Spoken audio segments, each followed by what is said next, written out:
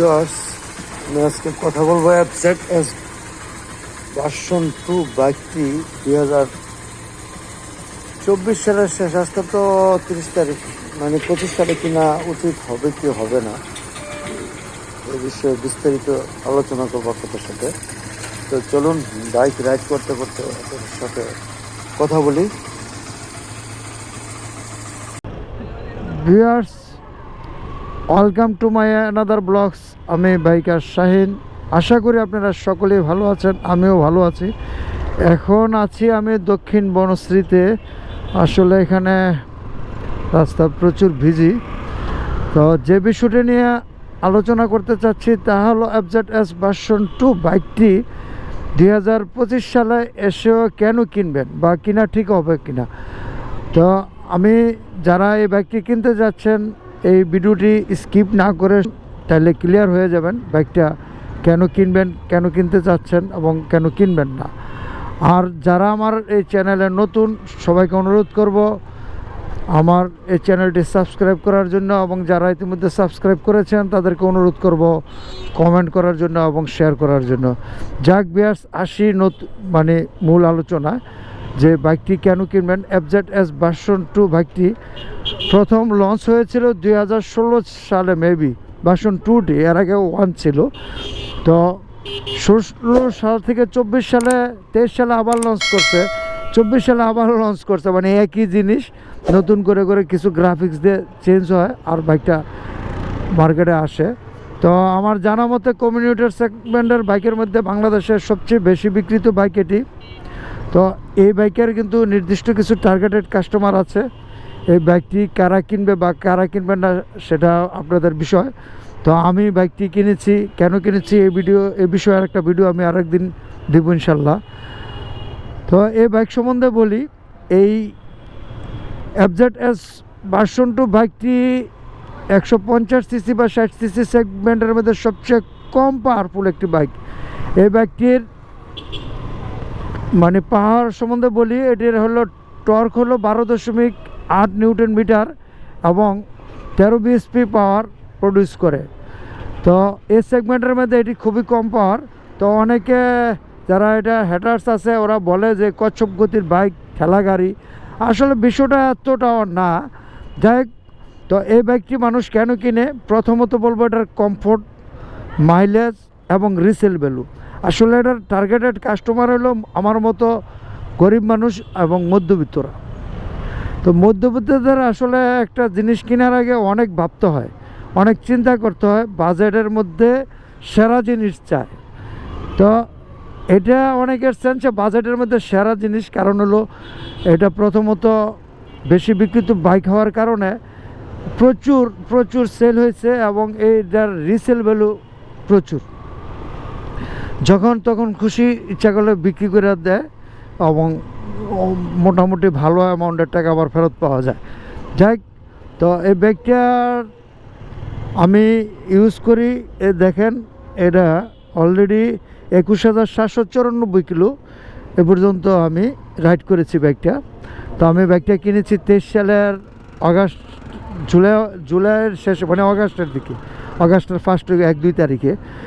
তো এ পর্যন্ত আমি 21,700 নিয়ার বল 22,000 কিলোমিটার রাইড করেছি। এর মধ্যে আমি এই বাইকটি নিয়ে অনেকগুলি ট্যুর করেছি এবং এই বাইকটি আমার কাছে যথেষ্টই কমফোর্ট মনে হয়েছে এবং পাওয়ার যা আছে আমার কাছে এনাফ মনে হচ্ছে, কারণ আমি প্রো লেভেলের রাইডার না। আর এটা আসলে যে কোনো বাইক নিয়ে ওভারটেক করতে খুব সাবধানে ওভারটেক করতে হবে। তো এই ক্ষেত্রে যদি একটু হিসাব নিকাশ করে চলেন, আমার কাছে পাওয়ার কোনো ফ্যাক্ট না। যারা এই বাইকটা কিনবেন তাদের কাছে আসলে যারা মানে স্পিড চাচ্ছেন বা পাওয়ার চাচ্ছেন তাদের জন্য এই বাইকটা অ্যাকচুয়ালি না।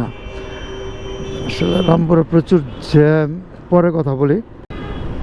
ভিউয়ার্স, যা বলতেছিলাম, এখন এসে পড়েছি রামপুরা টেলিভিশন সেন্টারের পাশে যে ফ্লাইওভার, মানে ওভারপাস ফ্লাইওভার, খুব সুন্দর একটি ফ্লাইওভার, খুব দারুণ কর্নারিং নেওয়া যায় না। মশার ওষুধ দিছে ভাই, গলাতে ঢুকে গেছে। ফ্লাইওভারটাতে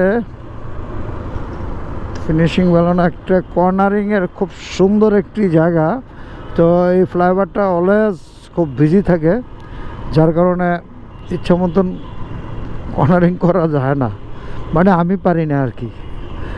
তো যাই বিয়ার্স, হাতির ঝিলে ঢুকি, তারপরে আপনাদের সাথে FZ-S ভার্সন 2 নিয়ে কিছু কথা বলি। তো যা বলতেছিলাম আসলে ভুল হয়ে গেছি। তো FZ-S ভার্সন 2 এর কাস্টমার কারা? কাস্টমার হলো যারা মধ্যবিত্ত, কারণ তাদের অনেক চিন্তা করতে হয়।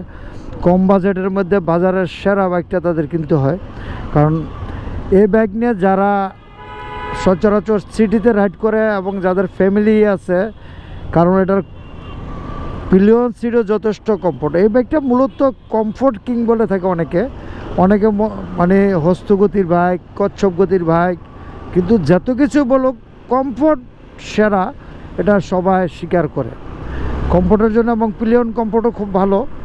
তো এই কারণে অনেকেই এই বাইকটা পছন্দ করে, এবং লুক খুব সুন্দর না হলে একবারে খারাপ না, আমার কাছে খুবই ভালো লাগে এটার লুকটা, যার কারণে আমি এই বাইকটা কিনেছি। তো এই বাইক নিয়ে যারা সিটিতেই রাইড করে প্লাস মাঝে মাঝে ট্যুরে যায়, ট্যুরের জন্য যথেষ্ট কমফোর্টেবল বাইক। আমি আগেও বলেছি যে এই বাইক নিয়ে আমি একদিনে 400 কিলোমিটার উপরে রাইড করেছি, আমার কোনো প্রবলেম মনে হয় নাই।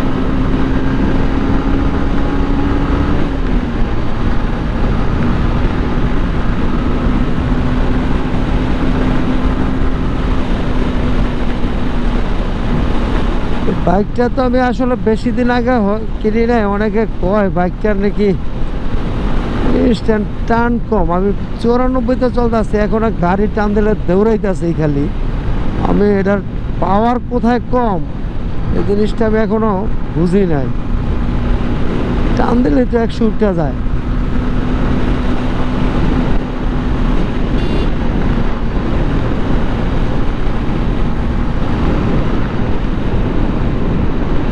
এবং হাইওয়েতে আমার তেমন কিছু প্রবলেম মনে হয় নাই, আসলে যেটুকু স্পিড আছে বাংলাদেশের রাস্তায় এনাফ, অনায়াসে 100 কিলোমিটার স্পিডে রাইড করা যায়। তো এর চেয়ে বেশি আর দরকার কি। কিন্তু এই বাজেটের মধ্যে বাজারে আরও অনেক বাইক আছে, যেমন হিরো থ্রিলার বাইক আছে, সেটার আধুনিক ফিচার অনেক বেশি, তারপরেও কিন্তু হিরো থ্রিলার খুব বেশি সেল হয় না, FZ-S ভার্সন 2 থেকে বেশি হয় না। আসলে FZ-S সিরিজের যেতগুলি বাইক আছে সবগুলির পাওয়ার একই। ধরেন ভার্সন 3তে ABS করছে, তারপরে ডিলাক্স করছে, ভার্সন 4 করছে ট্রাকশন কন্ট্রোল, মানে হাবি জাবি কিছু করছে, মিটার চেঞ্জ করছে। কিন্তু এই FZ-S ভার্সন 2 বাইকটি 16 সালে লঞ্চ হওয়ার পরে শুধু মানে ডাবল ডিস্ক এসে সিঙ্গেল ডিস্ক থেকে, আর মিটারে তেমন কোনো চেঞ্জ হয় না। আসলে মিটারটা ইচ্ছা করলে চেঞ্জ করতে পারতো বা একটু আপডেট করতে পারতো, মিটারে কোনো দেখেন ঘড়ি নাই। এবং হেডলাইট, যেটা হেডলাইটের আপনার কি বলবো, হ্যালোজেন হেডলাইট, টেল লাইটও কোনো এই বাজেটের একটা বাইকে অন্তত হেডলাইট এবং টেল লাইটটা LED করতে পারতো। যাই তারপরেও বেশি বিক্রিত বাইক। তো যারা এই বাইকটা কিনতে চাচ্ছেন, কমফোর্টের দিক যদি হিসাব করেন অবশ্যই বাইকটা কেনা যায়, কন্ট্রোলের দিক দিয়ে যদি হিসাব করেন তাও কেনা যায়, খুব দারুণ কন্ট্রোলিং হয়। যদিও ABS নাই, তারপরেও অনেক অনেক বেটার কমফোর্ট। দেখেন আমি খুবই ভালো কমফোর্ট হয়, আর কন্ট্রোল হয়, ব্রেকিং কন্ট্রোল খুব ভালো, ব্যালেন্স খুব ভালো। এই হিসাব করলে এই বাইকটা নিতে পারেন। তারপরেও যারা 25 সালে বাইকটা নেবেন, এই বাজেটের মধ্যে আরও ভালো বাইক পাইতে পারেন, যদি পছন্দ হয় নিতে পারেন। আর যারা স্পিডে কিছু মনে করেন না, যে অনেক স্পিডের দরকার নেই, অনেক পাওয়ারের দরকার নেই, তাদের কাছে আসলে এটা অতুলনীয় বাইক, অস্বীকার করার যোগ নাই। এবং মাইলেজ খুবই ভালো পাওয়া যায়। 1 লিটার তেলে ঢাকা সিটিতে আমি মিনিমাম 40 মাইলেজ পাই, কারণ FI বাইক হওয়ার কারণে আসলে যে ট্যাঙ্কি তো রিজার্ভ থাকে না, একুরেটলি মাপটা মাপা যায় না। এবং হাইওয়েতে আমি 50-এর উপরে মাইলেজ পেয়েছি, এটা একদম পারফেক্ট। কারণ হাইওয়েতে আমি তেল একদম মানে মেপে 50-এর কাছাকাছি বা 50-এর উপরে হইতে পারে। কিছুদিন আগে আমি এই বাইকটি নিয়ে সিলেট জাফলং ঘুরে আসলাম, তখন আমার কাছে মনে হচ্ছে যে 50-এর উপরেই মাইলেজ পাইছি। কারণ সিলেট হাইওয়েতে মানে অনেক স্পিডে বাইক চালানো যায় না, ইকোনমি স্পিডে চালাইতে হয়েছে, যার কারণে এই যে দেখেন ইকো একটা সুইচ আছে, অল লাগে দেখেন গর্তটা ফেরে গেলাম, তেমন জায়গা লাগে না। আসলে এটার সাসপেনশন ফিডব্যাক খুবই ভালো। ভিউয়ার্স, আজকের মতো এখানে শেষ করছি। পরবর্তীতে আবার নতুন ভিডিওতে দেখা হবে। খোদা হাফেজ।